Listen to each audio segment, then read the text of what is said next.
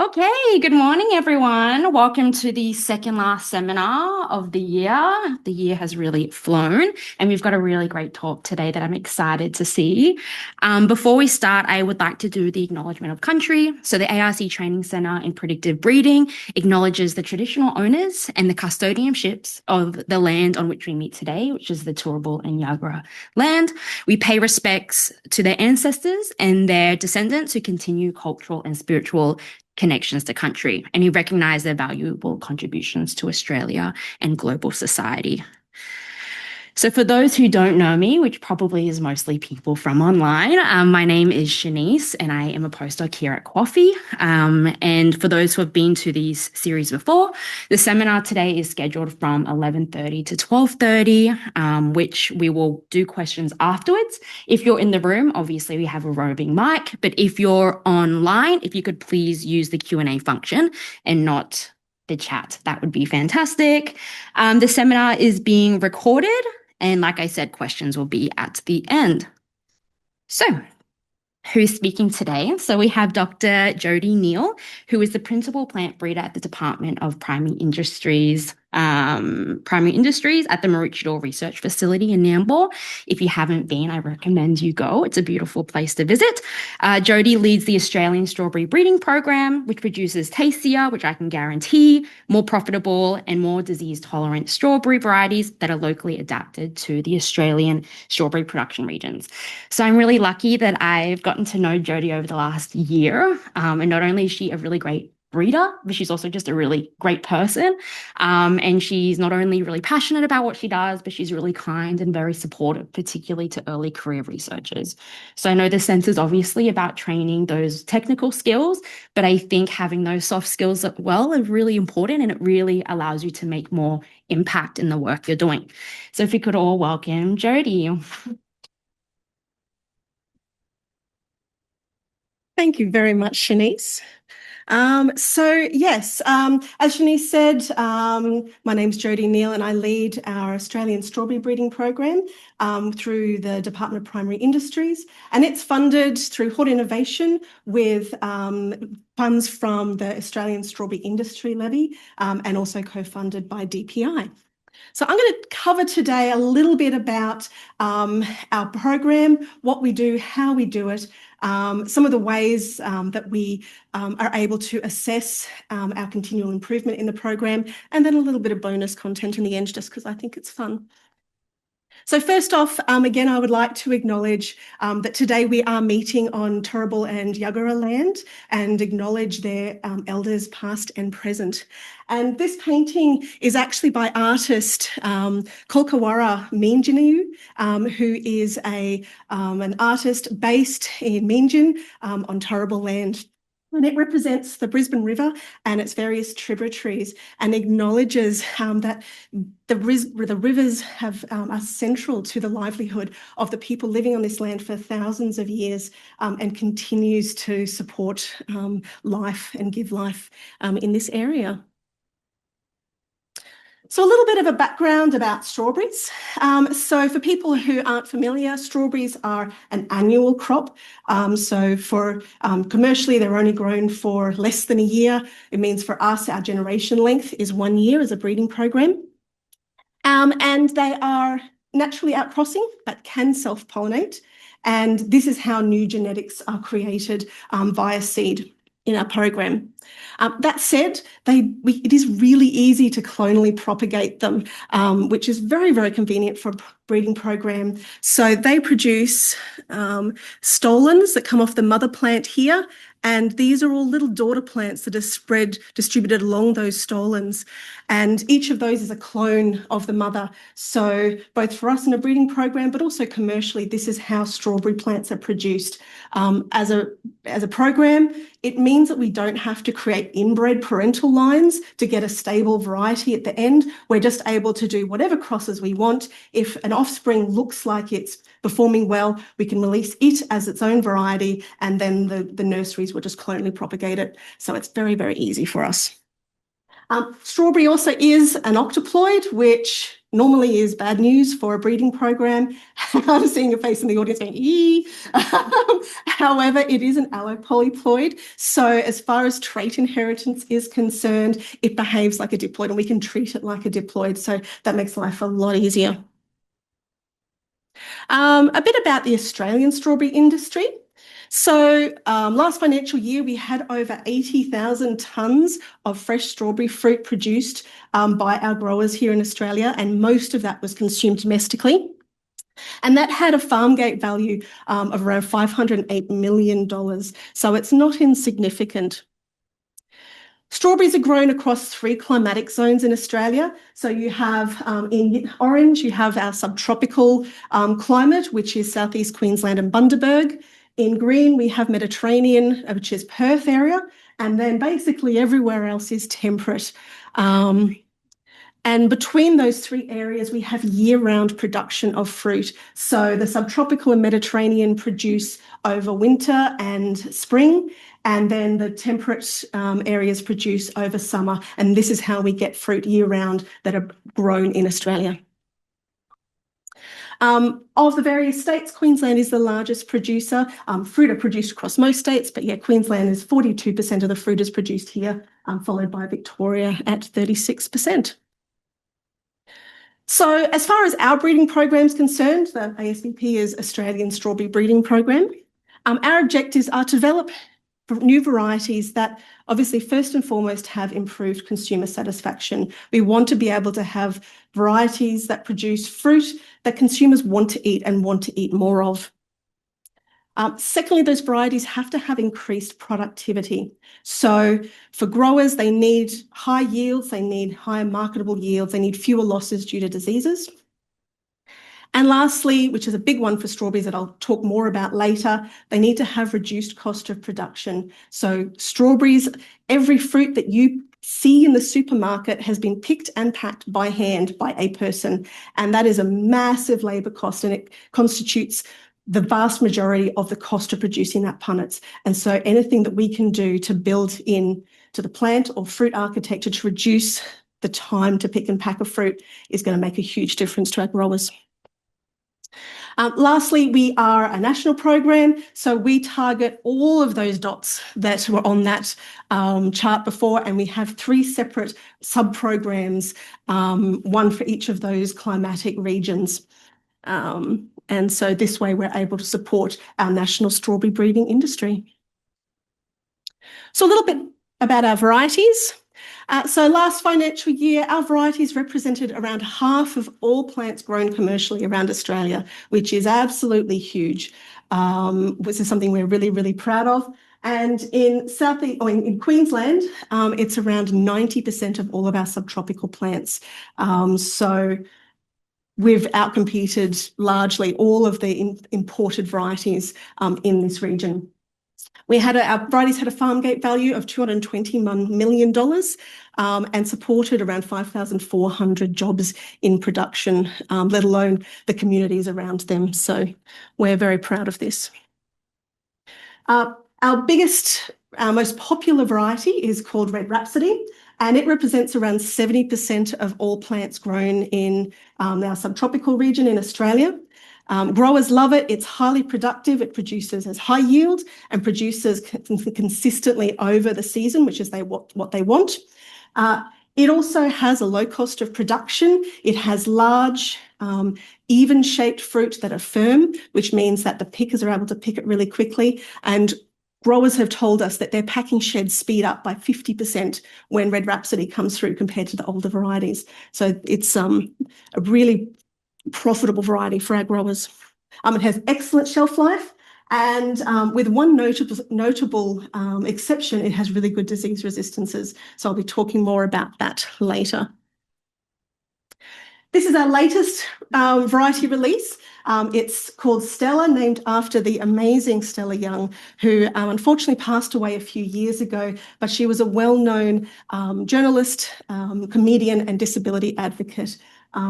If you haven't checked out some of her work, you absolutely should. She's hilarious and wonderful.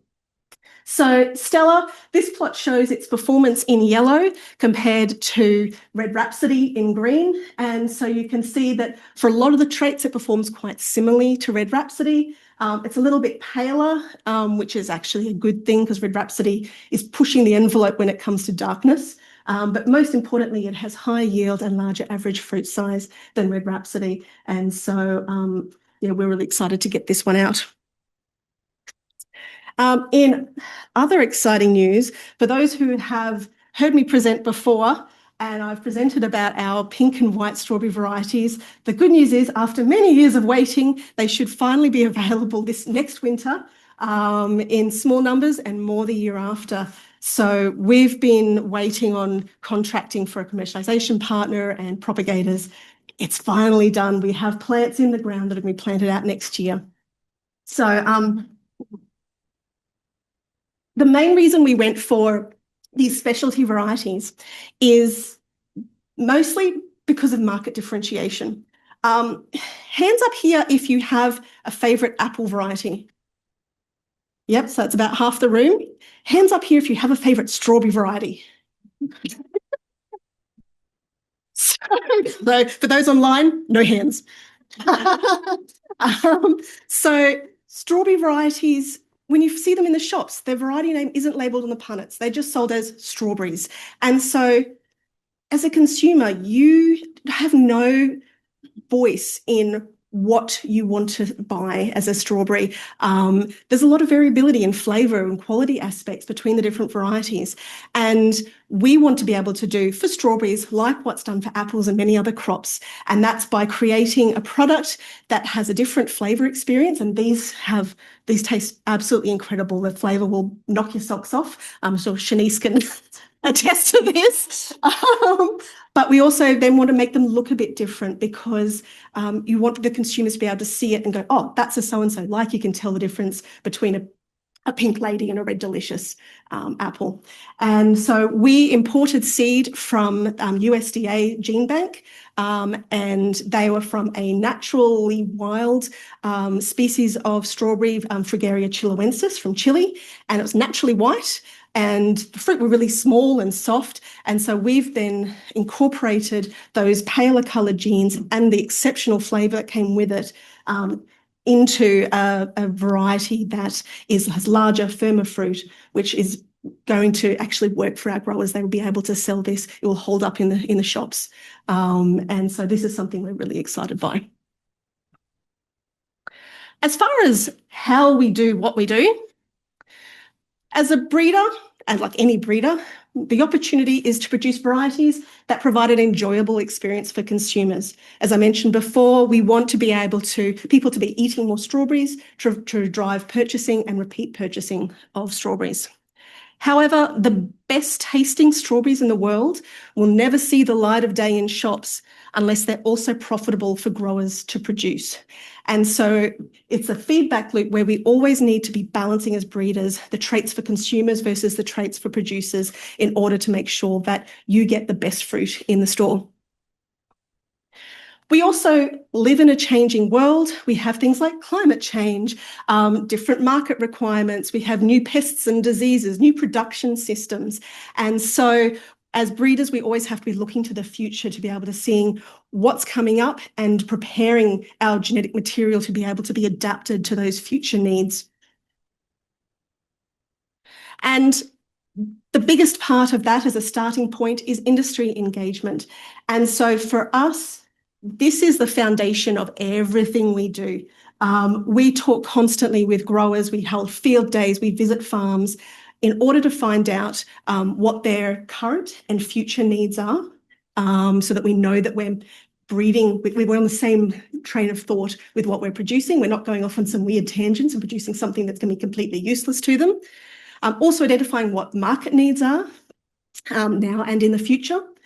Looking at trait prioritisation. So what traits are most important for the growers for them to be profitable? We're constantly touching base because, again, these can change over time. And lastly, regional requirements. Because our growers are so far spread, every region on every dot on that map has a different environment, has different soil types, different production systems. And so we need to be breeding with different trait prioritizations and different requirements for each of those areas. And so communication with our growers and regular communication is absolutely vital to this. This is our overall breeding pipeline. It's a sort of fairly high, I'll delve into this, but it's still fairly high level. But we take that information from the growers and from our economic modelling, and we use that to decide what parental plants we want to cross. So we will work out which ones have the traits of interest and are most likely, which combinations are most likely to produce offspring that are going to have the balance of traits that we need for it to be commercially viable. We then cross-pollinate that by hand and germinate up all of those seeds. So that's in year 1. In year 2, we plant those seeds out into our stage 1 seedling trials. And so across our 3 regions, we produce around 30,000 seedling plants each year. Depending on region, there's between 4,000 and 14,000 in it for each of the nodes. And each and every one of those plants is genetically different. So each one, even if they've shared parentage, have a different combination of their parents' genes. Every plant is germinated from one seed. We can't collect data on 30,000 plants in a year. So instead, what we do is we walk through the field regularly and we flag plants that are looking good for the most highly heritable traits. And at the end of the season, we will go through and look at which ones have the most flags, and they're the ones that will have performed better for the majority of the season, hopefully, and we'll then pick those. And so we usually pick around 1% of that 30,000 to go forward. At this stage, we are also doing marker-assisted parental selection on these selections. And so I'm going to talk more about that in a little bit, but basically we have no data on any of these plants.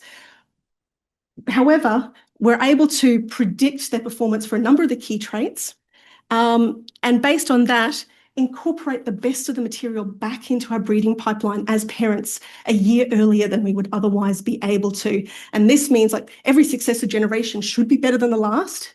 This means we're getting our best genetics back in as parents quicker, which means we should be making greater genetic gain over the years. So those 1% selections, we then, in the next year, we clonally propagate them and plant them out into our proper clonal trials, our stage 3 trials. And so here we have replicate plots of 6 plants each, and we actually collect data here. So we will harvest the fruit every week. We count and weigh it and push it and pull it, and I'll go into detail in a bit about all the different traits we collect. We collect a lot of data. At the end of the season, we will analyse that and make our selections. And those selections, the information from that data analysis then feeds back into our genomic prediction model there to increase its robustness, keep it up to date. So those selections, in the 4th year, we do the same thing again. We have slightly higher replication of plots just to make sure that we're getting better information out of them, but we'll collect data, analyse it, pick the best. And we will do that for 3 more years, narrowing down the pool each time. At year 4, stage 4, which is year 5, we will also send plants of those accessions out to growers on farms across that production region. And this is a really, really key point where we want to see how these accessions perform across different environments, different production systems, different fertiliser regimes, different soil types. And most importantly, we also really want to get the feedback from the growers about what they like and they dislike. They are the experts about what they need. And if they tell us, nope, that's crap, we'll, and all of them tell us that, we will cull it, we won't progress. If they say, I like this one, I would like to plant 30,000 more of them next year, we might go on to release it. So this is really, really important for us. And so at the end of that process, we'll do this for 3 years with increasing numbers on farms over those 3 years. And finally, we may decide to commercialise if the feedback's been positive, if our data's been positive over this time. And so these are all the steps of our breeding pipeline. And it's important to note that these steps happen simultaneously every year. And this whole process is happening for each of our 3 breeding nodes as well. So it keeps us very busy. At the beginning, I spoke about our ASBP objectives. And so it was improved consumer satisfaction, increased productivity, and reduced cost of production. And so we're able to class all of the traits, the data that we collect under those 3 banners. And there's a little bit of overlap, but by and large, these are the 3 things that we are working towards. So obviously we mentioned we want to improve consumer satisfaction. For that, flavour is number 1, always will be. However, you also want a good sugar acid balance, you want attractive fruit of a nice colour, and you want to have good shelf life. This is what consumers need.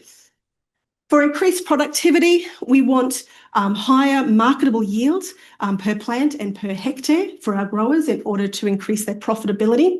And we also want to have varieties that have increased resistances to various environmental effects like sun and rain, and also disease resistances. And so we have a pathologist in-house and we do a lot of disease resistance testing in our program. And lastly, this was the big one that I mentioned before, reduced cost of production. There's a lot of traits that go into this. I mentioned before that you want to reduce the time to pick and pack fruit is the major one. Our economic modelling has suggested that average fruit weight is the number 1 driver of reduced time to pick and pack. It takes the same amount of time to pick a small fruit as a large fruit, but it takes way fewer picks to fill a punnet with large fruit. And so that cost saving, when you multiply that over the tens of thousands of tonnes of fruit that are produced across the country, really, really adds up for our growers. And so that's a big, important one for us. We're also looking at average fruit weight over time and a bunch of other things that make it easier to pick and pack. Bruise resistance is another major one. You don't want to have to baby every single fruit. You want to just go, puh, and that will save a lot of time. And Red Rhapsody is one of those. You can just go, puh. Probably not literally. Touching base about our marker-assisted parental selection. So as I said before, we do this genomic prediction on our recently selected seedlings where we have no phenotypic data so far. And we genotype these using the iStraw 35K SNP chip, which is used by a bunch of different strawberry breeding programs around the world. We predict for a number of key traits, as many as we can, based on prediction accuracies and heritabilities. So if a trait has low prediction accuracy or is not very heritable, we probably will just skip that one, but everything else we like to include. And we'll choose probably only about the best 5 for each node to cross to use as parents. And we'll cross that back with our other, more advanced breeding population. But over the last few years, we have ended up inadvertently selecting over twice the number of seedlings from these crosses than we have from our general population, which suggests that this is working. We are getting better genes. The families produced from these crosses are high quality. And so that's really encouraging. As far as marker-assisted selection is concerned, we are currently genotyping our material for 2 markers. We have one for gamma-decalactone, which is a flavour volatile that's often associated with a peach flavour, sometimes a floral aroma, and a perceived sweetness. So it's one of the sort of more important ones for strawberry, even though we don't want our strawberries tasting like peach, but here we are. And also day neutrality, which is continuous flowering rather than just a single burst and the plants are done. We want our plants to produce consistently. We're also doing GWAS, so genome-wide association studies. And so Katie O'Connor, who's the other breeder in our team, is leading this work. And she's identified 4 putative markers for powdery mildew resistance, which is this lovely creature on the right-hand side here. And also 2 markers that I'll talk more about in a bit for red leaf disorder. And once we have validated these markers, we will use these in our marker-assisted parental selection and also to screen our material so that we don't want to be carrying susceptible material into our breeding population further than we need to. So red leaf disorder. So this is one that Katie has identified some significant SNPs for. Most people probably haven't heard of it. It was first seen in Australia in 2014, and growers started seeing their fields having plants with these red interveinal symptoms that you see here, reduced yield, whole plants dying. You could get up to 40% of plants dying in the field from this disorder. And that was one of our breeding trials back in 2019. Not great. Basically, we have been working with this, and we've been trying to work out what the cause is behind it, because it's previously unknown. We have got records that it has appeared elsewhere in the world. No one knows what it is. We've had a team looking at it for a number of years. We have not been able to find what the causal agent is. However, that said, we do have resistant material, as you can see from some of the live plants there. And so we've been able to do a GWAS on this. And so this is very preliminary. Katie has done analysis in GAPIT using Blink for this and identified 2 potentially highly significant SNPs here. Between them, they're explaining around 70% of the phenotypic variability. So that's pretty massive. We'll be adding more models to this too, by the way. So this is just the first look. So this is a distribution of phenotypes for the 3 allelic states for each SNP. You can see that we seem to have some additive effects there. And obviously, this is the scale is severity of symptoms. So 1 is a resistant plant, 5 is highly, highly susceptible and probably dead. And so we're looking for the GGs and the CCs in our population, and we'll be looking to screen out anything that has an AA and a GG. No point even looking at that plant. So this is where we want to be going in the future, be able to screen out this material before it ever reaches stage 2, preferably stage 1, but we're not there yet. As far as genetic gain and breeding programs, so there are a number of ways that you can measure success in breeding programs. Obviously, variety adoption, performance on farm, and economic impact. These are the be-all, end-all for breeding programs. You need to have successful varieties that are having an on-the-ground impact if you're going to continue. However, these are really late-stage indicators of success. This is a couple of varieties from your population. It's important, but if you want a more real-time diagnostic tool for seeing how your population is improving over time, then genetic gain is one of the key tools for this. So how do we do genetic gain? Thankfully, it is very easy. It is simply a linear regression between the trait value, which is the raw beans or predicted values on the y-axis, and the year of origin, or for us, the year selected as a seedling, on the x-axis. And so each of these bands is a cohort. These are the plants that were produced in those years, assessed as selected as a stage to go forward to stage 2. These plots are really beneficial because they help us see where we're winning. So this is really good. This is our yield per plant in our subtropical population. The red line is our average improvement over those years. That's really great improvement. It also, which is also equally important, if not more important, shows us the not wins. So shows us areas where we need to focus our breeding efforts a bit more. It's very easy to get caught up in the key traits and let other things slip. And we want to make sure that we don't let the key traits slip. And so we do this every year for all of our traits, just to kind of go, yep, we're still on track in the main ones that matter. And we're not falling behind in the ones that we just need to maintain. It's also a really great tool to be able to look at actual and economic gains for growers. The slope of the line, the average line, is in the same units as the trait. And so this slope of 23.7 is equal to a gain in yield every year on average across the population of 23.7 grams. So that's equivalent to an extra fruit per plant every year over those 8 years. So by the end of this, an extra 8 fruit per plant, and we're able to convert that then into a dollar value for our growers, and they can go, oh, okay, yep, I can see how that is really valuable. So it's a really fantastic tool for these. We also throw in here our comparator varieties. So here we have Red Rhapsody, which is obviously grown most commonly in Australia and in Queensland, and then Stella, and you can compare the performance of those. And so Stella actually came from the 2017 cohort. And so if you draw that line across to 2017, it was one of the top performers for yield amongst its cohort. Now it's about the middle. So, it's a really nice way to see the progress. I should mention too, Red Rhapsody was selected in 2010, so that's not even on the chart. It's an older variety. So the chart on the left here is the one you saw in the previous slide.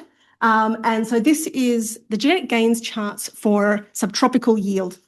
And on the left, the one you just saw, is stages 2 and above. And so this is more of a look at our general breeding population and how it's performing. So this includes all our stage 2s, where we've only selected them from one plant in the field.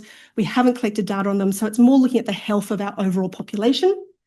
The one on the right excludes the stage 2s. So these are the ones that we've selected after we collected data. And so this gives us a better indication of how our selection decisions are impacting our population.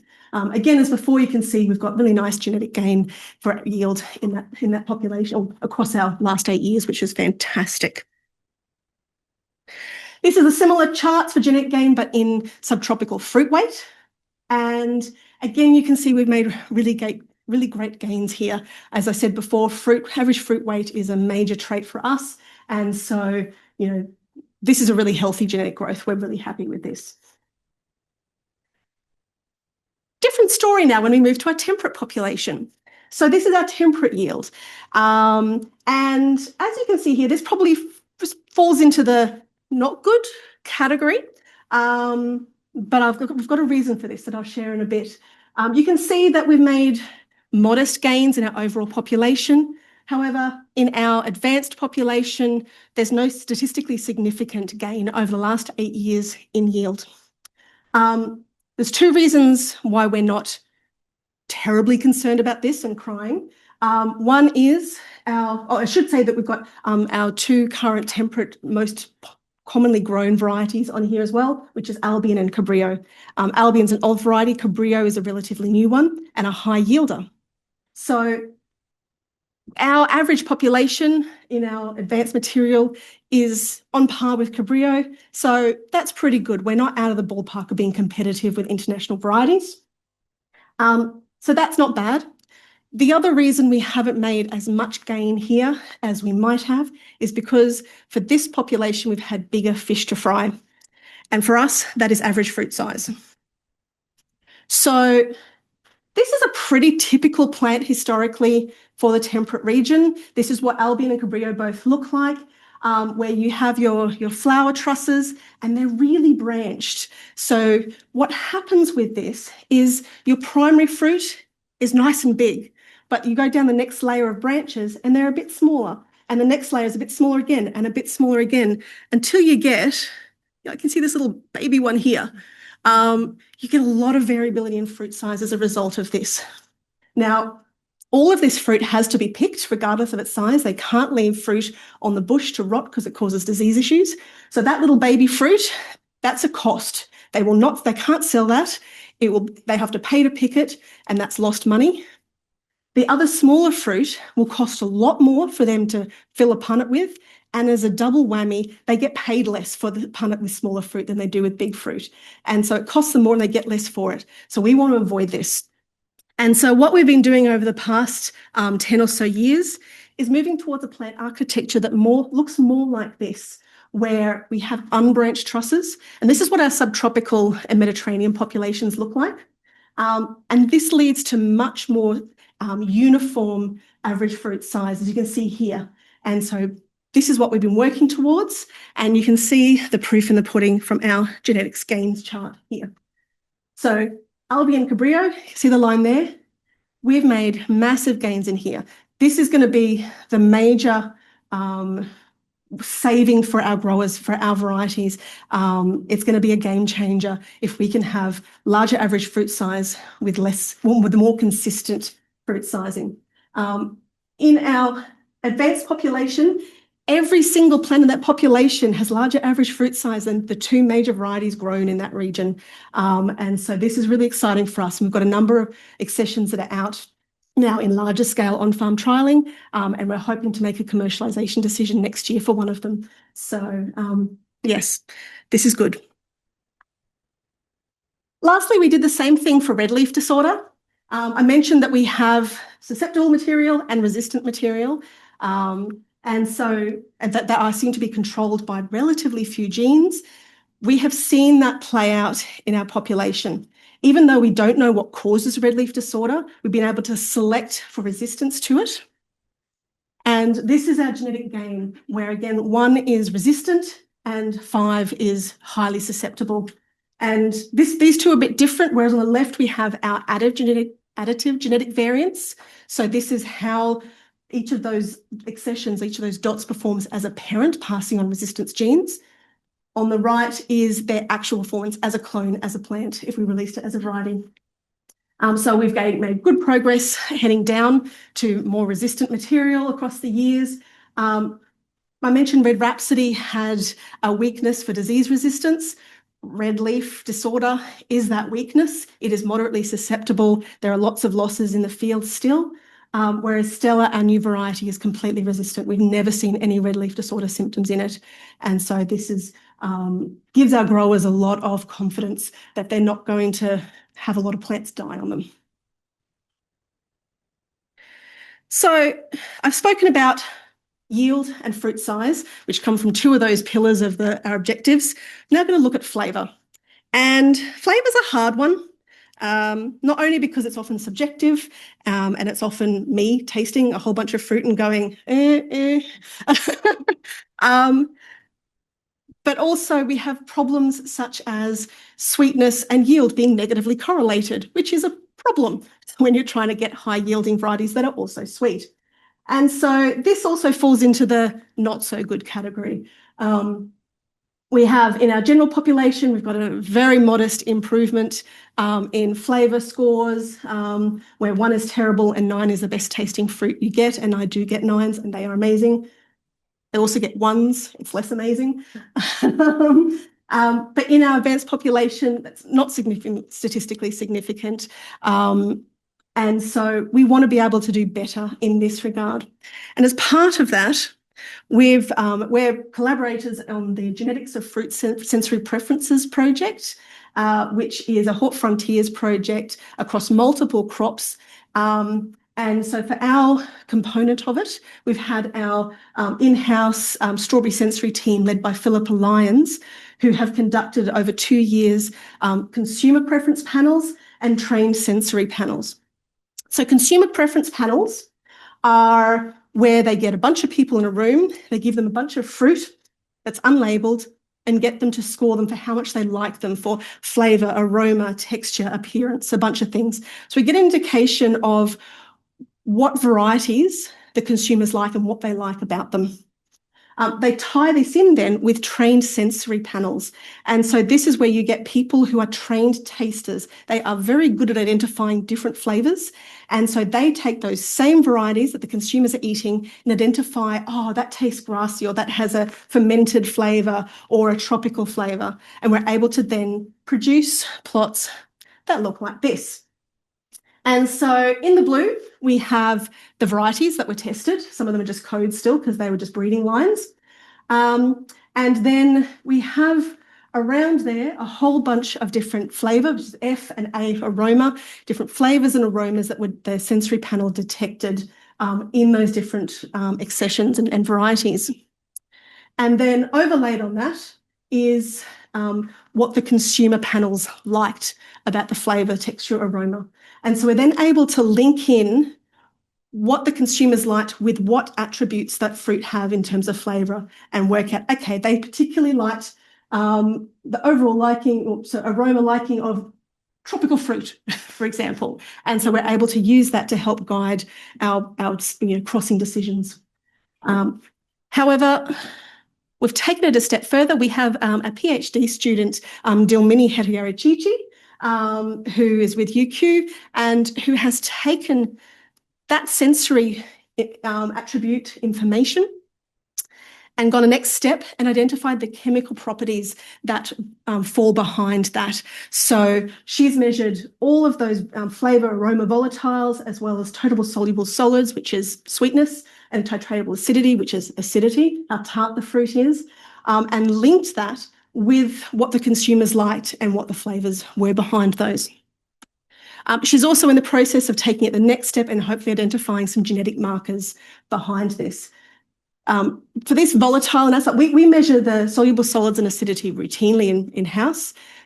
For the rest of those, we can't do that. That is very lab consuming, very time consuming, resource consuming. We don't have access to the material. We can't do this routinely. And so we need a way that we can identify these volatiles more routinely in our breeding populations to help drive that genetic gain and flavour.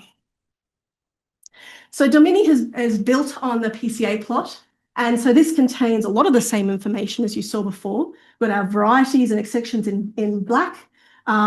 In purple, we have the flavours identified by the trained sensory panel, and then in blue, we have our sweetness and acidity and pH.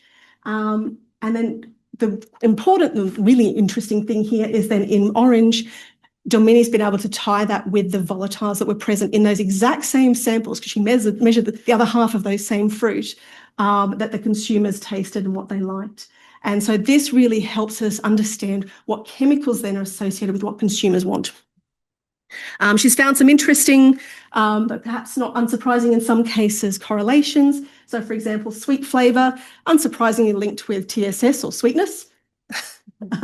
But also with mesofurane, which is a volatile associated with sherry flavour quite often, and is one of the, again, more important ones in strawberries often. And also linking gamma-decolactone that I mentioned before with a floral perfume flavour. It's also really interesting for us that our white and pink varieties that I said had really superior flavour, this is them here, there and there. So these are really associated with these, really nice flavours that we're seeing. And so that lines up with what we're seeing in the field. Additionally, I mentioned that we can't assess the volatile content of our accessions ourselves. And so as another part of her project, Domini's been investigating the use of near-infrared spectroscopy to be able to see if we can scan whole fruit or fruit puree and predict what those concentrations are. So she's still analysing those results, but we have an early chart. This is for sugar levels, TSS, with the NIR predicted values. You can see we've got quite a nice correlation here. So we're fingers crossed that at least some of the other volatiles show a similar pattern, because this would be really powerful for us, that other than me just going, it tastes good. So lastly, I just want to touch base on something that's a bit left of field, but I'm going to talk about it because I think it's cool. Something else that we've done in our project unrelated to breeding strategy and genetic gain, and that is long-term storage of material in tissue culture. So in our program, we obviously we have a germplasm collection, and we like to keep that in tissue culture because it's overall less maintenance than keeping plants in pots. And it also keeps them in a high health state so they don't get diseases, viruses, etc. And so this is the traditional way, pretty typical tissue culture, where you have the plants growing on a medium. This is the Maroochy and Skoog media, which again is pretty common, pretty basic. The main problem with this is that every 2 to 3 months, those plants have to be pulled out. The media turns to goop. You have to pull the plant out, cut it back, put it in fresh sterilised media. And this, when you're holding on to multiple plants of hundreds of accessions, this is a really big workload that's, sort of adjacent to our routine breeding operations. And so Michelle Painter in our team, who leads our tissue culture lab, came up with an idea one day to try using peat pots. So these are little jiffy pots, so it's peat inside a little membrane. You can buy these from Bunnings. And she has, sterilised those and tried planting our strawberry plants in those and seeing how they did. Really well is the answer. So we've found that they only need to be subcultured more than every 3 years. Other than a spritz of water occasionally, they need nothing else to survive for more than 3 years. And in fact, we have a couple of plants that are now 6 years old in this. And so for material that we just want to keep a hold of and keep alive, this is an absolute game changer for us. So this is what a plant looks like on peat after 2 years. This is after 3 years. It's looking a bit scrappy, but it's still alive. Our 6-year-old one looks similar to that. So for the last 3 years, it's just kind of looked like that. It's received no fertilizer, mind you. And you can take that plant and you can put it back onto media. And so this is one that was 3 years old, looked like that, and went back onto fresh media, and it's growing beautifully. You can also put it back onto a fresh peat pot, and it'll continue to revitalise. So that's really exciting. So we found that these peat pots are fantastic for long-term storage of plants. The crowns don't tend to multiply enough, so you don't get multiple plants forming like you often do on the MS media, which is good or bad depending on your purposes. They have more feeder roots, which is excellent, and they also transfer to the outside world a lot easier. So you can, rather than prick out a seedling out of the media, you can just take that whole pot, throw it in a potted plant in potting mix, and it will take off much faster than the MS media one will. So for us, when we occasionally want to pull plants out, this is the better option. The main thing to keep in mind with this, however, is that bacterial contamination can be hard to see on here. On the MS media, you get a nice little bacteria slime growing. Here, you can't really see it. For the most part, for us, that's not a big issue. However, we do import seed from overseas as part of a seed exchange. They have diseases we don't. We don't put those plants in peat pots because we want to be able to see if there's anything in there that we should be getting rid of pronto. But for the rest of our population of our long-term storage, this is fantastic. So lastly, what's next? So this is more of an ongoing. Our biometrician, Kai Matthews, has been working with Katie O'Connor in our team to do a statistical review of our breeding program. And if anyone caught Katie's talk at TropAg, she went into a whole bunch of detail about all the really cool stuff that they are doing in this space.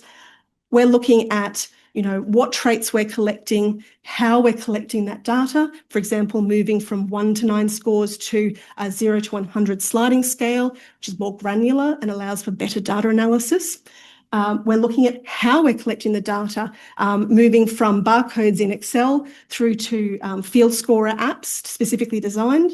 And then also, obviously, from the name, we're looking at how we're statistically analysing our material and making sure that how we do this is using the most modern, the best techniques to get the most out of our data. We're also, in the near future, wanting to do a bit of a deep dive into our diversity levels in our population. Plant breeding, every time you make selections, each generation, you are losing genetic diversity.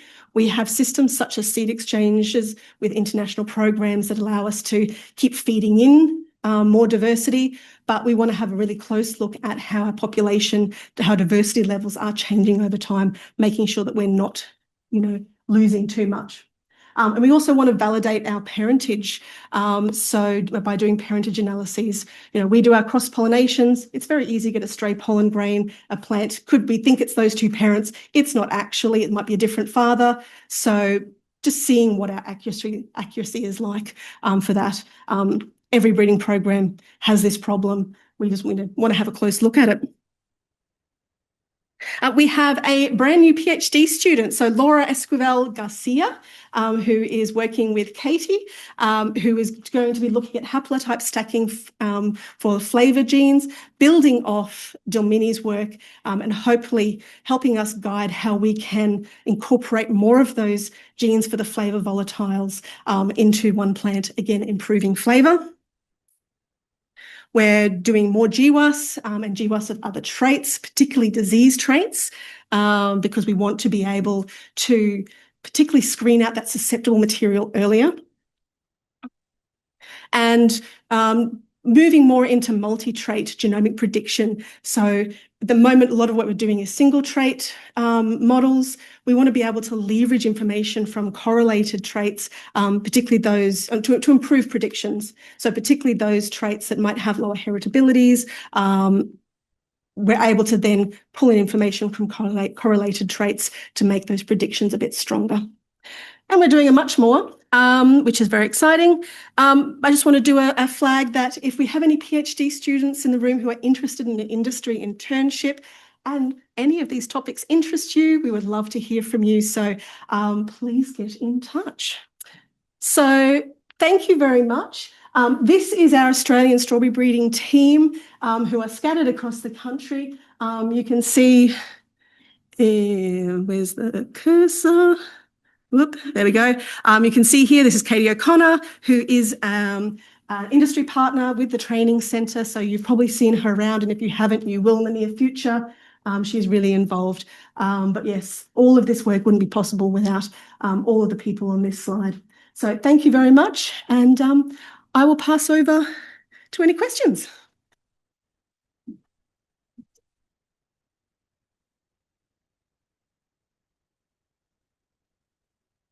Great talk, Jodi. So we might start with some questions online first, and we will, sorry, Ben. So the first one is, have you looked at metabolite profiles of the red leaf plants?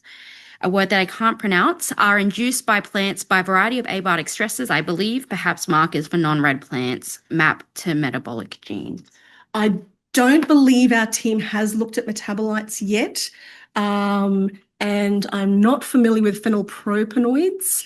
But yes, it was another team in DPI that did this work, and they looked at a number of things, but I don't think metabolic profiles was one of them. But yes, it does seem to be linked a bit with stress. So plants that are stressed, I guess, which is natural, will definitely show symptoms more than plants that aren't. Yeah. Cool. Maybe we'll start with Ben since the mic's right next to him. Thank you. Sorry for jumping in so quickly, but it was such an exciting presentation. Yeah, congratulations on a wonderful breeding program. It's fantastic to see that it's done so well. My question is, in traditional plant breeding, you tend to go through the traits in stages. So you might do disease resistance first. Those that pass go on to yield trials. Those that pass that go on to quality assessments. And it's for a very good reason, because of the cost of those and complexity. But that all changes when you have genomic breeding values on the young seedlings at your stage 1, because you have the information on all traits once you've got them up and running, but you have them all at once. And then you have a different problem, which is how to weight those genomic breeding values in a selection index. So for the different traits, are you starting to look at that issue? Yeah, no, excellent question, Ben. So we have an economic model that was developed by the previous strawberry breeder before he retired, that for the production traits at least, it's really hard with the flavour traits, but being able to put a dollar value on in increment, a gain in each of our ratings for each trait. And so we have used that as well as a simplified version of that model. We use that each year to be able to balance how profitable a variety is likely to be. Because as you say, we have so many traits, and working out, is a plant that has 5 grams of higher yield better than one that has 1 gram of larger fruit? And so models like this allow us to be able to make those decisions and go, okay, this is the dollar value impact of the combination of traits that plant has. And we are wanting to update our model. It's old now, so if anyone is interested, we would love to have someone on board. Yes, also we're really keen to be able to maybe expand this to our flavour traits. So what does, we've got a 1 to 9 flavour score. What does one more higher score in flavour, how does that impact consumer behaviour? Does it impact consumer behaviour? Probably doesn't while the varieties aren't labelled, because people don't know why it's a little bit tastier. But is this something we can predict and say that's an area where we'd really love to do more work in? So yeah, happy to collaborate on that one. But just to let you know, in dairy cattle, for example, they've really moved to a model where they combine that bioeconomics that you were talking about. together with farmer preference. So they actually go through this 1,000 minds approach where they ask the farmers to rank the different traits and to have trade-offs. Yes. And for traits like flavour and disease, it's a really good approach. And then the index kind of melds those two things together. So it's a nice approach, and it brings in the farmers in the decision-making too, which is good. Excellent. Thanks, Ben. Cool. I think we have Will, and then maybe we'll do Jess, and then we'll do Craig. And then if anyone online wants to ask questions, we'll do that next. Excellent talk, and exciting to finally see some of the red leaf kind of results coming in from the previous talks. Regarding that, when you were looking at the genotypes, have you looked at multi loci genotype? For example, you could have like CCGG together across the two to see if you're getting some of that non-additivity, and maybe it breaks up some of that variation you're seeing in its. And you might just see, like, if you have both these combined, maybe they're almost all resistant, for example. Exactly. So we haven't delved that far yet, but it's absolutely something we want to be doing.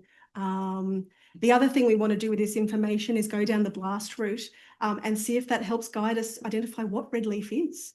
What are these genes coding for? And Katie also says, not yet, but I will. Yeah. Really excited to see that when I see the talk again then, and see if there's any non-additivity going on there. Hello. So again, also fantastic talk. Very, very interesting. As someone who used to subculture plants for years, every 2 weeks, your peat pot thing is super cool. And I was just wondering what all went into the peat pot. Like, is there any fertilizer that you're adding, or is it just like the decomposing peat is what's feeding the plant? Yep, there is nothing except for sterile distilled water, deionized water.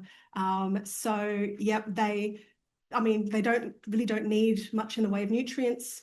They're not growing much, but we have talked about giving our 6-year-old plant a bit of a spritz of some sterile liquid fertilizer and seeing what happens. We don't want them to grow much, so it's good to hold them back. But if they're starting to look a bit skanky, like the one there, then this is something so that, well, maybe we can revitalize it and keep it going for a bit longer before we have to subculture again.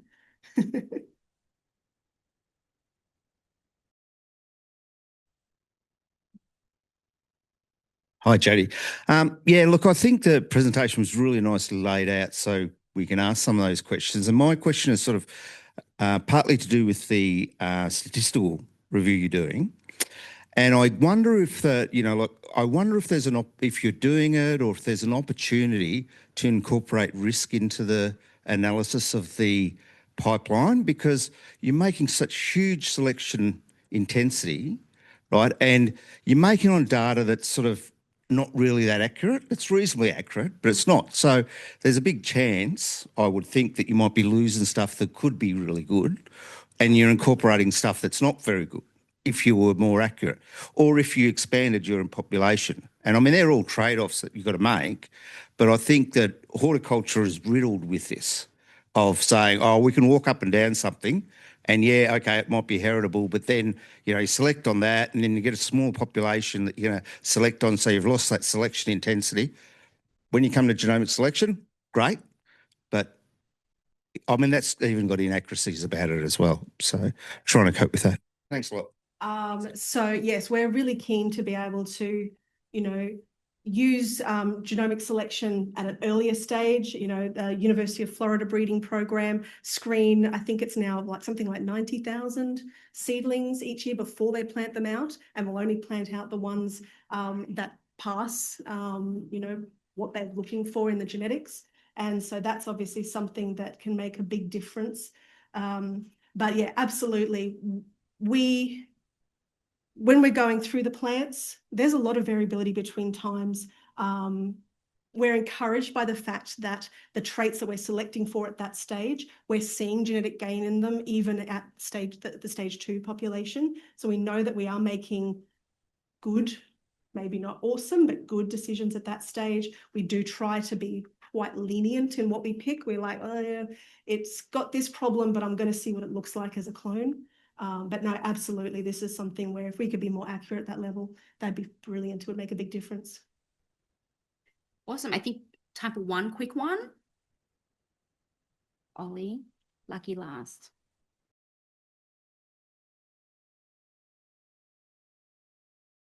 Thanks for the talk, Jodi. It was really interesting.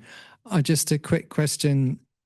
What do you think are the biggest opportunities to strengthen linkages between UQ and DPI in the breeding program moving forwards to sort of leverage the collective abilities across the two groups?